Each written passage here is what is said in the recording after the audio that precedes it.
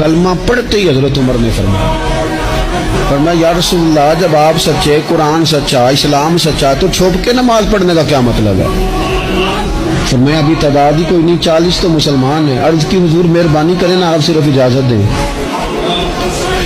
20 لوگوں کی صفیں بنا دی گئیں، ایک صف کے آگے حضرت عمر ہیں، ایک صف کے آگے حضرت امیر حمزہ ہیں۔ جناب عمر کہنے لگے چونکہ آپ اللہ کے رسول ہیں تو لہذا نماز بھی آج اللہ کے گھر میں پڑھی جائے گی۔ تو حضرت عمر بیت اللہ شریف کے بیچ کھڑے ہو کے نعرہ لگاتے ہیں، فرماتے ہیں میں عمر ہوں، تم مجھے بھی جانتے ہو، میرے باپ کو بھی جانتے ہو، تم میرا قبیلہ بھی جانتے ہو، میں نے پڑھ لیا ہے محبوب کا کلمہ۔ اب جس نے بچے یتیم کرانے ہو اور اپنی بیوی بیوہ کرانی ہو وہ آئے اور مجھے روکے۔ یہ محبوب اللہ کے ہیں اور گھر بھی اللہ کا ہے، تو نماز بھی آج اللہ کے گھر میں پڑھی جائے گی۔